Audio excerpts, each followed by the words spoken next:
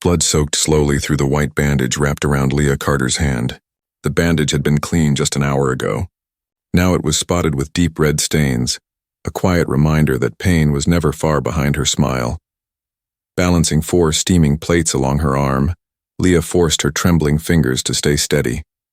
Her dark skin made the white wrap look even starker, the swelling beneath impossible to hide. She moved carefully between tables at Silverwood Bistro, the kind of upscale restaurant that boasted about its heritage in every brochure. To customers it was elegant. To Leah it was survival. From a corner booth, a man in plain clothes watched her work. He didn't touch his coffee. His eyes were sharp, patient, studying the rhythm of the place, and he wasn't of her pain. Leah didn't notice him. She was too busy hiding her wince. Her manager, Mr. Allen, appeared beside the counter with his clipboard in hand, voice low but dripping with irritation. "Table 10 is still waiting, Leah. You're falling behind again." Leah's voice was quiet but firm. "Sir, the doctor said I shouldn't be carrying—" "If you can't handle the job," Allen cut her off, his tone like a blade. "Maybe this isn't the place for people like you." He didn't look at her again. He just walked away, already calling another name on his list. The man in the corner booth tightened his jaw. Beneath the table, he discreetly adjusted the tiny camera pinned to his shirt. On his phone, a message blinked to life. Day 1, discrimination confirmed. No one suspects the owner is watching. That man was Ethan Cole, the quiet third-generation owner of Silverwood Bistro, a name his grandfather had carved into the heart of the city 50 years ago.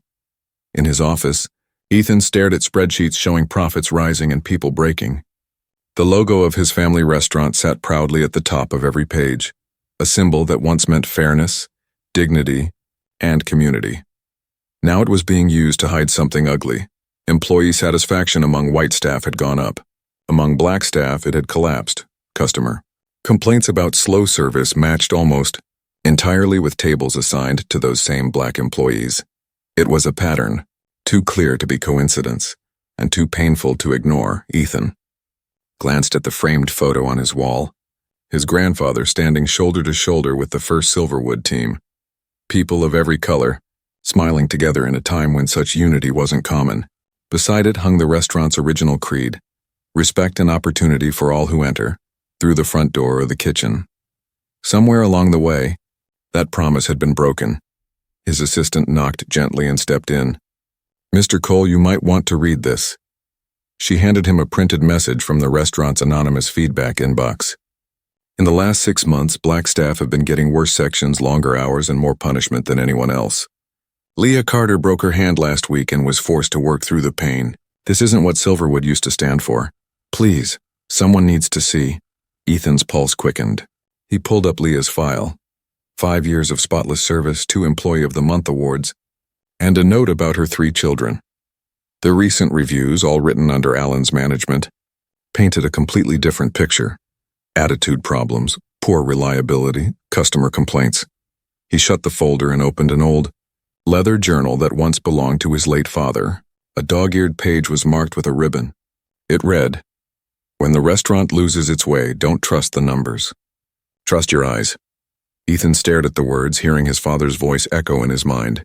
"Go back to the floor. See for yourself." He spent that night researching not recipes or reviews, but racism in restaurants.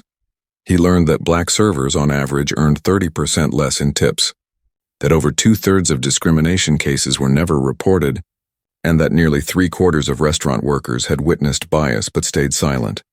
His phone buzzed. A message from Allen. "Revenue's up another 4% this quarter. Your hands-off strategy is paying off." Ethan stared at the text for a long time before replying. He didn't. Instead, he called his lawyer. "If what I think is happening really is," Ethan said, his voice heavy, "what do I need to do to prove it?" "Get evidence," she answered. "Real evidence. Documents, recordings, testimonies. Show the system, not just one man." "And if it's true?" he asked. "Then you're not just fixing a business problem," she said quietly. "You're facing a moral one." That night, Ethan sat alone in the dark parking lot of his own restaurant. Through the glass, he saw his employees closing up, tired, quiet, mechanical. Leah came out last. She held her wrapped hand close to her chest as she checked her phone at the bus stop. Her reflection shimmered faintly in the window, a single silhouette against the neon sign that read, "Silverwood, where everyone belongs." Ethan's throat tightened. He whispered to himself, "Not anymore." The next morning, he called an old friend, a restaurant consultant who'd worked with his family for decades. "I need to go undercover," Ethan said. "As a regular worker, I need to see what's really happening inside." His friend was silent for a few moments before replying. Most owners would just fire the manager and issue a statement. "I don't need a statement," Ethan said. "I need the truth." The story was just beginning. And for Ethan Cole, the next few weeks would tear apart everything he thought he knew about loyalty, leadership, and the quiet cruelty hiding in plain sight. The morning rush at Silverwood was loud, full of clattering dishes, espresso steam, and voices that carried tension beneath their politeness. Leah Carter arrived 15 minutes early, as always.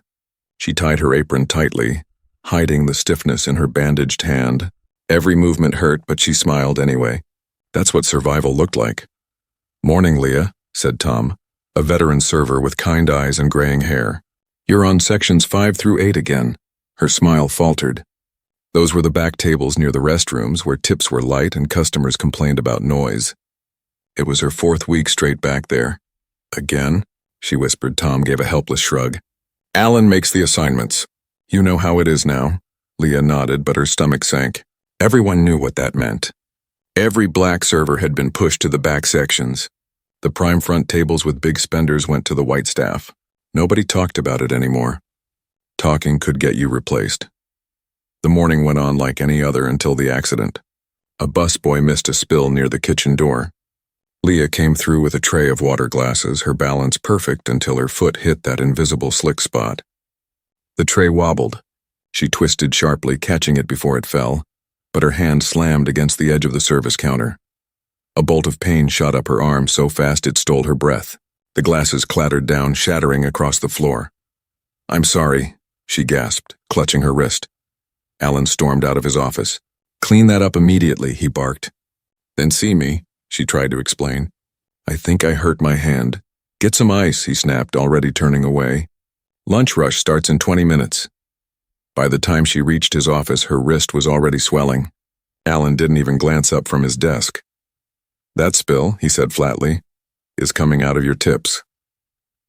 "I think my hand might be broken," Leah managed. "I need to see a doctor. We're short-staffed." "Finish your shift. You can rest on your own time." "But sir, Careful," he interrupted, eyes narrowing. "You're already on thin ice with your performance. You really want to make things worse?" Leah thought of her 3 kids, the rent due next week, and her oldest daughter's college application fees waiting unpaid on the counter at home. She swallowed her pride. "No, sir." The urgent care doctor confirmed her fear. A hairline fracture. Her wrist needed to be immobilized for 3 weeks. She left with a cast and a note explaining she couldn't lift or carry heavy items. When she showed the note to Alan the next day, he waved it off. 3 weeks? Impossible. We need you on the floor. The doctor said. The doctor doesn't pay you, he cut in sharply. I need reliable people. If you can't work, I'll find someone who can. So Leah worked. She came in with her cast, struggling through shifts that left her arm throbbing. She dropped a plate that first hour. Alan glared across the room. That's coming out of your pay, he said loudly enough for the other servers to hear. A regular customer, an older woman who always asked for Leah, frowned when she saw the cast. What happened to your hand, dear? Just a little accident, Leah said softly, forcing a smile. That looks serious. Should you be working? I'll be fine, she said, though she clearly wasn't. The woman waved over Alan. Excuse me, but your server's injured. Surely you have a system for medical leave. Alan's smile was polished and professional. Of course, ma'am. We take staff welfare very seriously. The moment the woman left, his face hardened. Don't ever discuss your injury with customers again, he hissed. If you can't do the job quietly, I'll find someone who can. That afternoon, Leah's hand gave out completely. The tray fell, dishes shattering across the tile. She dropped to her knees, trying to clean the mess as tears blurred her eyes. From a nearby table, a young man discreetly lifted his phone and started recording. The video caught everything, her shaking hands. The cast, Alan watching her with arms crossed. Unmoved. That video would land on Ethan Cole's desk the next morning. He watched it 5 times, the sound of breaking glass echoing through his office each time. Her pain was undeniable, the evidence irrefutable. "This ends now," Ethan whispered. His hand hovered over Alan's name on his phone. He could fire him right then. But firing one man wouldn't fix the system that allowed him to thrive. He called his lawyer instead. "I'm going in," he said. "You mean undercover?" "Yes." "That's risky, Ethan. You could expose yourself legally." "I'm not worried about risk," he replied. "I'm worried about the truth." Over the next few days, he prepared. He studied labor laws, workplace discrimination cases, and restaurant management systems. He met privately with HR, swearing them to secrecy. A false identity was created. Eric James, an experienced server recently relocated from another city. He grew out a short beard, traded his tailored suits for thrift store polos, added glasses he didn't need, and practiced moving like someone invisible. Before starting, he called Tom, the old server who'd been with the family since his father's days. They met at a quiet diner across town. Tom listened, expression tight. "Ethan, your father would never have let this happen." "I know," Ethan said softly. "But I did." By looking away, Tom nodded slowly. "Alan's careful. He makes everything look like business decisions, performance issues, customer complaints. But anyone paying attention can see the pattern." "I need your help," Ethan said. "When I come in as Eric, don't let anyone know who I really am." Tom hesitated, then nodded. "You'll see more than you expect, and it'll hurt." Ethan took a slow breath. "Then it's time to stop pretending Silverwood is what it used to be." That night, sleep didn't come. He sat staring at the old photo of his grandfather and the first staff, their smiles frozen in time. He whispered to the frame, "I'll make it right." Monday morning, Eric James arrived at Silverwood Bistro. The air smelled of roasted coffee and quiet resignation. 3 new hires waited outside the manager's office. Alan entered briskly, not even glancing at them as he handed out forms. "Fill these out. You'll shadow senior staff. Don't make me regret hiring you." His eyes lingered on the young blonde woman in the group. "Mia, you'll be with Kevin in sections 1 and 2. Our best tables. Impress the right people and you'll go far." Then his gaze landed on Ethan and the other new hire, a young black man named Jordan. "You two, back sections with Tom and Leah. Those tables need a certain kind of worker." The words hung heavy in the air. Ethan didn't need to ask what kind. As he followed Tom through the dining room, Ethan glanced at the gleaming plaques, the polished mirrors, the smiling customers who had no idea what their comfort cost others. Behind those smiles, something rotten was growing, and he was here to dig it out from the roots. The first day felt ordinary enough to anyone watching, but for Ethan it was like stepping into a parallel world built on unspoken rules. He carried plates, refilled water, smiled on cue. Around him, laughter floated from the bright front tables where sunlight streamed through tall windows. Back near the kitchen, where the air smelled of grease and exhaustion, it was quieter. Tom guided him through the routines. "Always check the ticket times before running the next course," he said casually.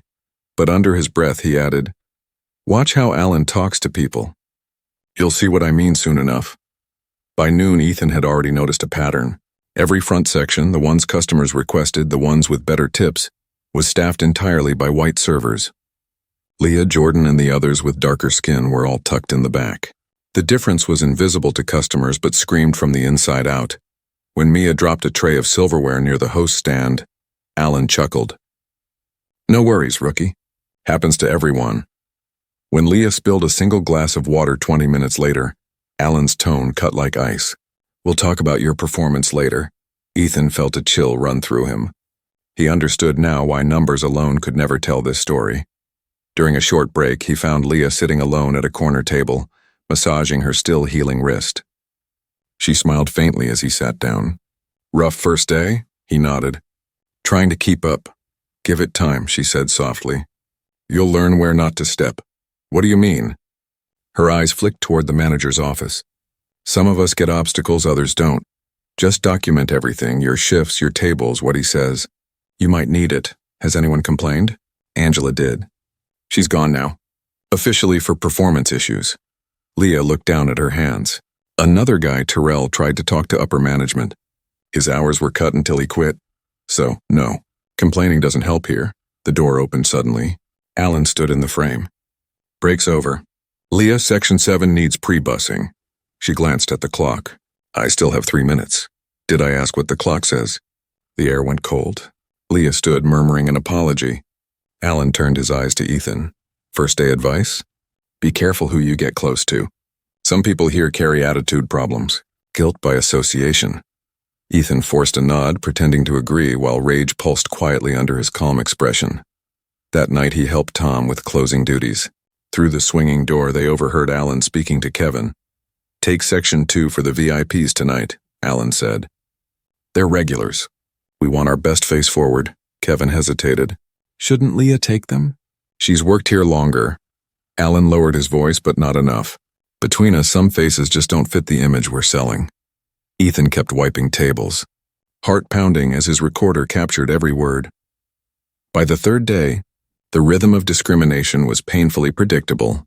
The same people were given the hardest shifts, the dirtiest sections, the longest hours. White staff had requests approved with a smile. Black staff got excuses about coverage or policy. Ethan noticed something else. Alan's favorite tool wasn't words, it was exhaustion. He scheduled Leah for a late-night close and then an early morning open, back-to-back. The clopen, as the staff called it. A punishment disguised as scheduling efficiency. Leah didn't complain. She just showed up. Dark circles under her eyes, her movements slower but still graceful. That resilience only made Alan push harder. One afternoon, Ethan walked into the break room and found Leah taking her prescribed pain medication. Alan appeared almost instantly. What's that? He demanded. Doctor prescribed, she said, showing him the bottle. For my wrist. No unauthorized substances during shifts. Grounds for termination. It's a prescription. I have documentation. Are you arguing with me now? He stepped closer, his shadow falling across her. I'm aware of my right to take prescribed medication for a work injury, she said quietly, and I've documented your previous refusal to approve my medical leave. For a moment, Alan's confidence cracked. He backed away. Just keep it out of sight, he muttered, disappearing down the hall. Ethan approached her. That was brave. She gave a small, tired laugh. Not brave, just tired of being stepped on. Some of us are keeping records. Doesn't matter much, though. Who'd believe us? What if someone did? Ethan asked. She looked at him like she wanted to believe but couldn't risk hope. Then maybe things could change. That night after closing, Ethan volunteered to stay behind for inventory. It gave him access to the office while Alan worked in the wine cellar. He scanned the posted schedules pinned to the board. The pattern was impossible to miss. Black staff scheduled for the worst shifts almost every week. Requests for time off. White employees approved with a quick signature. Black employees denied with notes like insufficient coverage. Ethan snapped photos quietly, his heart pounding. Every click of the shutter was another piece of truth. On his 5th day, opportunity arrived. During a busy lunch rush, Alan left his keys at the host stand while taking a call. Ethan's pulse jumped. He memorized the key shape, later testing it in the office drawer he'd seen locked all week. It opened smoothly. Inside was the leather-bound scheduling book embossed with the Silverwood logo. He opened it carefully. The color codes hit him first. Green for white employees, red for black, yellow for other. Next to each name were handwritten notes. Leah, keepin' back, too ethnic for corporate crowd. Kevin, priority for sections 1 to 3. Strong customer image. Jordan, new, back only. Regardless of performance. At the bottom of the page, limit front-of-house diversity to 25% for optimal customer comfort. Ethan froze. His stomach turned. He took photo after photo, shaking from a mix of fury and disbelief. When he left that night, the city lights looked different, colder, sharper. Every glowing window seemed to whisper how easily cruelty could hide behind profit. He now had proof of deliberate discrimination, not just bias. A system, a plan, but he needed one more thing, a confession. Something that left no room for denial. He would get it even if it meant confronting Alan himself. The next day, Ethan came in early. He watched as Alan approved a white server's time-off request with a grin. 30 minutes later, Leah made the same request for the same day. Alan didn't even glance up. Denied. We're short-staffed. Ethan stepped forward. Excuse me, Mr. Allen. Didn't you just give someone else that day off? Allen's eyes narrowed. Different circumstances. Mind your business if you want to keep your job. I'm just trying to understand, Ethan said calmly. Is there a system? There's a reality, Allen said coldly. Some staff are more reliable than others. That's life. Ethan's recorder captured every word. It was enough to start the storm that was coming. That evening, he called his lawyer. I've seen enough, he said. Tomorrow it ends. Ethan arrived at Silverwood the next morning before the doors opened. The sun was still low, filtering through the front windows in long streaks across the polished floors. He stood in the quiet dining room, feeling the weight of what was about to happen. Everything his family had built, their name, their promise, their reputation, rested on what he would do next. He waited until Allen came in, whistling softly, coffee in one hand and that same leather scheduling book under his arm. Morning, Allen said without looking up. You're early, Eric. I wanted to talk privately, Ethan replied. Allen sighed, already impatient. Make it quick. I have schedules to finish. Ethan closed the office door behind them. I've been here for a week now, he began, voice steady. And I've noticed patterns in how sections are assigned. Allen didn't look alarmed. If anything, he looked pleased by the interest. You pay attention. That's good. It seems, Ethan continued, that the best tables always go to a certain type of server. Allen leaned back in his chair, amused. You catch on fast. Look, this is the restaurant business. Our customers come here for a certain kind of experience. You give them what makes them comfortable, they spend more. That's just good management, Ethan tilted his head. When you say comfortable, you mean white servers. Allen didn't even flinch. I'm talking about image. The front of the house sets the tone. You think high-paying clients want someone who doesn't fit that image greeting them first thing? It's not personal. It's strategy. Ethan's stomach twisted, but his face stayed calm. That's why Leah and Jordan never get those sections. You've kept them in the back on purpose. Allen shrugged. Some people belong where they blend in best. The restaurant runs smoother when everyone stays in their lane. And the disciplinary actions? The denied time off? The endless back-to-back shifts? Allen's voice dropped lower. Some employees just require more management. You learn that over time. Ethan let a beat of silence stretch. Then he asked, Does the owner know about this? Allen chuckled. Cole? He hasn't been here in months. He only cares about the profit margins. Revenue's up 15% since I started demographic optimization. Demographic optimization? Ethan repeated, his heart hammering. Exactly. Managing staffing based on customer expectations. Allen smiled proudly. It's clever, right? Every decision looks defensible on paper. Even if someone complains, it's all documented as performance-based, unassailable. Ethan stood slowly. You're right about one thing, Mr. Allen. Every decision is documented. Allen frowned. What's that supposed to mean? Ethan reached up, removed his glasses, and met his gaze directly for the first time as himself.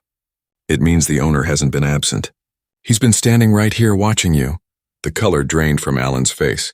What are you talking about? My name isn't Eric, Ethan said. It's Ethan Cole, and you're finished. Allen staggered to his feet. You can't just... I can, Ethan interrupted. You've been recording every lie you told yourself to justify cruelty. You've documented a system of discrimination so blatant it could destroy this business in court. Allen tried to regain composure. You're making a mistake. Everything I did increased revenue. You want to throw that away because of optics? Ethan's expression hardened. Because of humanity, Allen sneered. You'll regret this. No, Ethan said quietly. You will. He turned and walked out, leaving Allen frozen behind his desk. Within the hour, every staff member heard the announcement over the intercom. All employees to the main dining room for an emergency meeting. They gathered slowly, whispering. Servers still in aprons, cooks with flour-dusted hands. Leah stood near the back, her injured hand wrapped neatly, eyes wary. Ethan stood at the front beside a woman in a gray suit, his lawyer, Amanda Price. The staff didn't recognize him without the glasses or scruffy beard. When he spoke, the room fell silent. For those who don't know me, he began, my name is Ethan Cole. I'm the owner of Silverwood Bistro. A wave of gasps rippled through the crowd. Leah's eyes widened in disbelief as realization hit. Eric was the owner. I spent the past week working here undercover because I needed to see the truth with my own eyes, he continued. And what I found was worse than I could have imagined. Alan stood off to the side, face pale, trying to look unfazed. This restaurant was built on my grandfather's promise of equality and respect for everyone who walks through those doors, Ethan said. That promise has been broken. Under Mr. Allen's management, employees were discriminated against based on race. They were denied fair schedules, fair pay, and basic dignity. He gestured to Amanda, who laid out the evidence on a nearby table. Photographs of the color-coded scheduling book. The transcripts, the statistics, this isn't speculation, Ethan said. This is proof. Mr. Allen created a system he called demographic optimization, assigning staff based on their race and hiding it behind fake performance reports. Black employees were kept in back sections, denied promotions, and forced to work while injured under threat of firing. The silence that followed was sharp enough to hurt. Allen finally stepped forward. This is ridiculous, he said, his voice trembling. Everything I did was about performance and efficiency. Ethan picked up the scheduling book and held it open. Then explain this note. Limit front-of-house diversity to 25% for customer comfort. Explain this one. Leah, keep in back. Too ethnic for corporate crowd. Alan's mouth opened, but no sound came out. Explain it, Ethan pressed, his voice rising. They're out of context, Alan stammered. Look, you can't run a restaurant like it's a charity. Some demographics. That's enough, Amanda said sharply. You've just confirmed discrimination under federal law. Alan's composure shattered. You don't understand business realities. You'll destroy this place chasing some moral fantasy. Ethan's tone turned cold. I would rather shut Silverwood down than let it make another cent off injustice. He turned to the staff. Mr. Allen is terminated effective immediately. He will be escorted off the property. His actions violated our company's values and federal law. Alan's face flushed red. You'll regret this, Cole. No, Ethan said softly. I'll rebuild from it. Amanda motioned for 2 security personnel who guided Alan toward his office to collect his things. As he disappeared down the hallway, the room buzzed with a mix of shock, anger, and disbelief. Ethan waited for silence. I owe all of you an apology, he said. I wasn't here when you needed me. I didn't see what was happening under my own roof. That changes today, he took a breath. Silverwood will close for the day with full pay for every scheduled employee. Tomorrow we start rebuilding. Not just policies, but trust. Leah stood in the back, her good hand covering her mouth. For the first time in months, she felt seen. Ethan's eyes found hers. Leah Carter, please see me after this meeting, he said gently. Your voice will help us make this right. The staff began to applaud slowly, the sound hesitant at first, then growing into something powerful. It wasn't celebration, it was release. For the first time in years, the air inside Silverwood felt honest. When the meeting ended, Ethan stayed behind, looking at the empty tables gleaming in the morning light. His grandfather's words echoed in his mind. Trust your eyes. He finally had. The restaurant was quiet after everyone left, the kind of stillness that follows a storm. Ethan stood near the window, looking out at the street where the first rays of afternoon light bounced off the passing cars. The chaos had ended, but something new was beginning. He felt it in his chest, that mix of exhaustion and resolve that comes right before rebuilding something broken. He walked back toward his office. Leah was waiting by the doorway, her injured hand cradled carefully in her other one. She looked unsure if she should even be there. Come in, Ethan said gently. She stepped forward. I just wanted to say thank you. For listening. For believing us. Don't thank me, he said, pulling out a chair for her. Thank yourself for staying strong when the system made it nearly impossible to. Her eyes glistened. I almost quit last week. I thought maybe the problem was me. It was never you, he said firmly. It was the structure we allowed to exist. Amanda entered carrying a folder of documents. We've started organizing the employee restitution plan. Compensation for lost wages and back pay will go out next week, she said, setting the file on the desk. Leah looked stunned. You're really doing this? We're doing everything, Ethan said. We're not just removing one bad manager. We're tearing out every policy that made what he did possible. He turned toward Tom, who had joined them quietly. Tom, I'd like you to serve as interim general manager. You've been here the longest. You know the staff better than anyone. Tom's brows rose. I'll do it, but only if we rebuild the right way. That's the only way we're rebuilding, Ethan said. For the next few hours, the three of them worked side by side, mapping out what the new Silverwood would look like. There would be no single manager holding unchecked power again. Instead, decisions would be shared and transparent. Every scheduling decision needs 2 approvals, Ethan explained, and the new system will be digital, visible to every employee. No more secrecy, no more favoritism, Leah added softly. We should rotate sections weekly. Everyone deserves a fair chance at the good tables. Ethan nodded. Exactly, Amanda typed as they spoke, creating the draft of a new operations manual. We'll also need a staff advocate, she said. Someone who can mediate conflicts and ensure fairness. Ethan turned to Leah. How would you feel about that role? She blinked, unsure she'd heard him right. Me? You've shown resilience, patience, and courage, he said. You've experienced the system from the inside. That perspective is exactly what we need. Leah's hand trembled slightly. I don't know if I'm qualified for that, Tom smiled. You're more qualified than anyone I can think of. Ethan leaned forward. It's not about qualifications. It's about trust, and I trust you. Her eyes filled again, but this time it wasn't pain, it was relief. Then yes, I'll do it, Ethan nodded. Good. You start once your hand's fully healed. Until then, full paid medical leave. I can't afford to, he raised a hand gently. You can, because we should have covered that from the beginning. Leah let out a shaky laugh. Feels strange hearing that. It'll start feeling normal soon, he said. That's the goal. By evening, the restaurant was buzzing again, not with customers, but with staff helping set up for the next chapter. The air smelled faintly of lemon polish and coffee. People were talking, really talking, for the first time in months. Tom stood in front of the group explaining the changes. From now on, this place runs on transparency.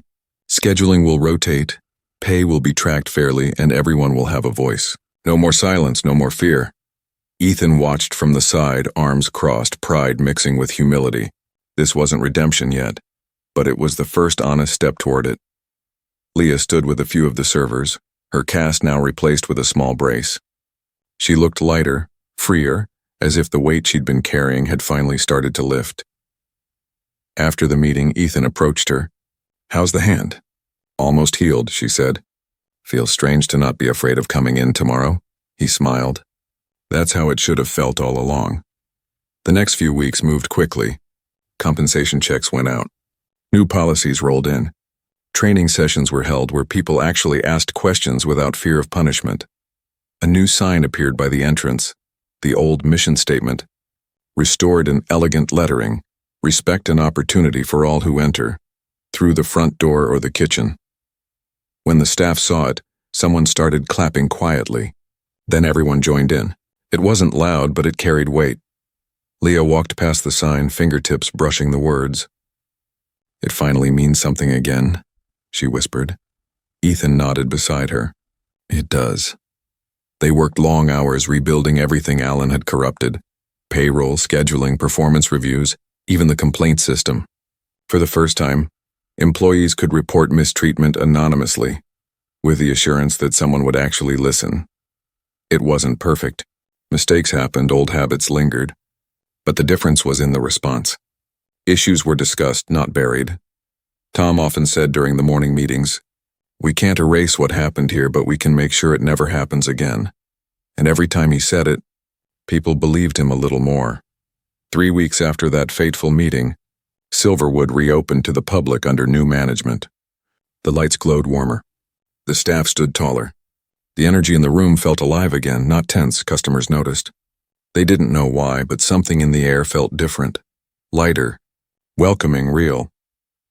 At the end of that first reopening night, Ethan watched as Leah helped close out the register, laughing softly with Jordan and Mia. For the first time, it felt like the restaurant his grandfather had imagined so many years ago. As the last guests left and the doors locked behind them, Ethan looked around the dining room, the light catching the restored mission plaque. He whispered quietly to the empty room. We finally found our way back. But even as peace settled in, he knew something bigger was happening. What started as one restaurant's reckoning was about to ripple far beyond Silverwood's walls. 6 months later, The scent of fresh bread and roasted herbs drifted through Silverwood's wide glass doors. The restaurant was thriving again, but not because of revenue reports or clever marketing. It was thriving because the people inside it believed in what they were building together. Leah stood near the entrance in her new role as staff advocate and training director. Her hand had long healed, though sometimes she could still feel the ache when the weather turned cold.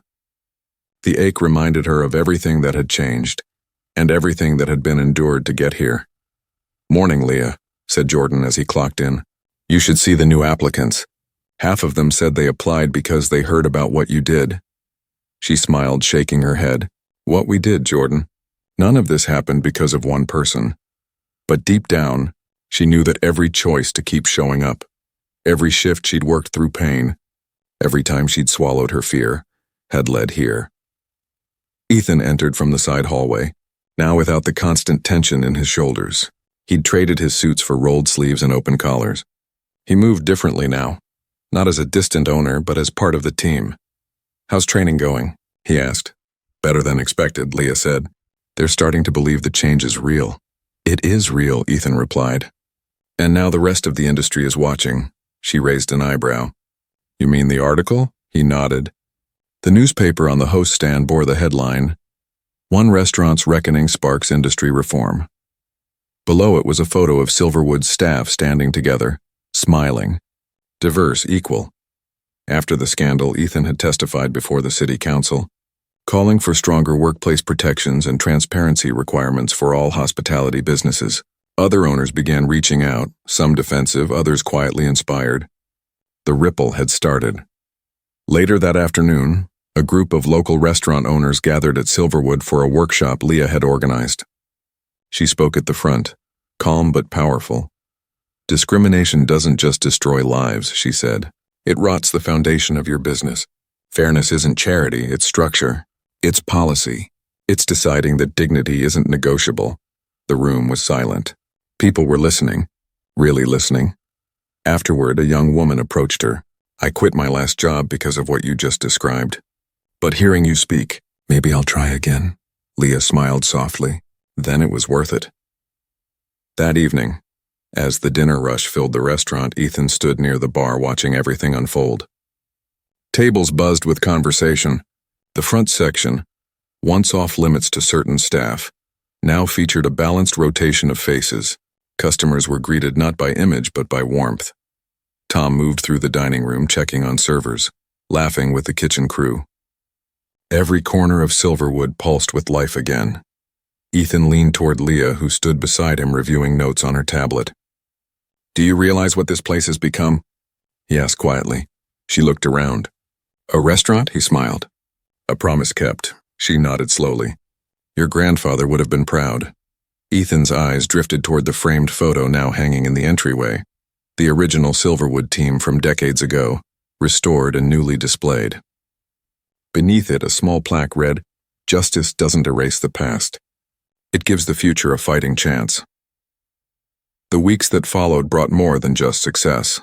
Silverwood was invited to speak at industry panels. News outlets covered their transformation.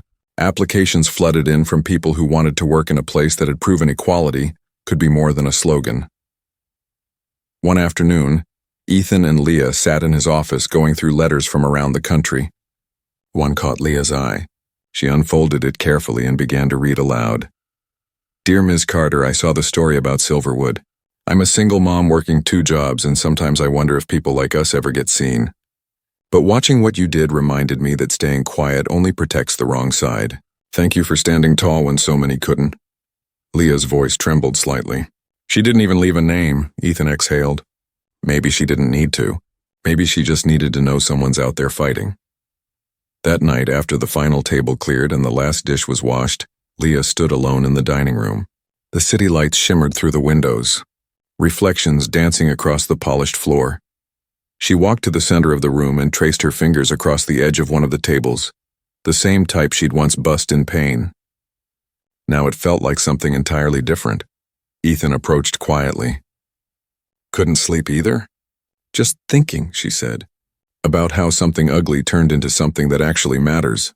He nodded. "Change never starts clean. It starts with someone deciding they've had enough. Leah turned to face him. You had enough too. He smiled faintly. You reminded me how. They stood there for a moment in the quiet hum of the city outside. It wasn't victory they felt, but peace. The next morning, Silverwood opened early for a new training class. Leah led the session. She told them her story, but not with bitterness. She spoke about endurance, empathy, and accountability, about how every small act of fairness built a wall against cruelty. When she finished, the room was still. Then one of the new servers raised a hand. Why did you stay after everything? Leah smiled. Because leaving wouldn't have changed it. Staying did. Outside, the morning sun caught the letters on the glass door. Silverwood Bistro gleamed in gold, and beneath it, the motto added by Ethan himself read, Respect isn't granted. It's practiced. Every single day. As customers began to arrive, the staff moved with quiet confidence, the clinking of plates and low hum of voices creating a rhythm that felt almost like heartbeat. For Leah, every sound was a reminder of what had been fought for, and won. Not through rage, but through courage, truth, and the stubborn belief that fairness can be rebuilt from ashes. And somewhere, deep in the memory of this place, the ghost of injustice finally went still. Silverwood had not just survived. It had been reborn.